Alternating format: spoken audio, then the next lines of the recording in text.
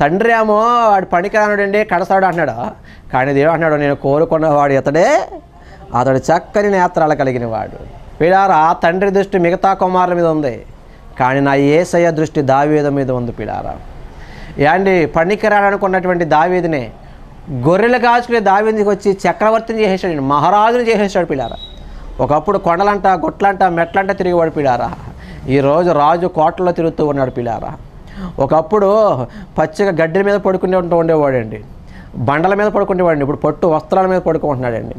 ఒకప్పుడు ఎండ దెబ్బ తగలకుండా నెత్తికి తలపాక కట్టుకునేవాడు, ఇప్పుడు తలపాకపోయి నెత్తి మీదకి కిరీటం వచ్చింది. పిల్లారా, ఒకప్పుడు దుడ్డుకర చేతిలో ఉండేది, ఇప్పుడు రాజదండం వచ్చింది.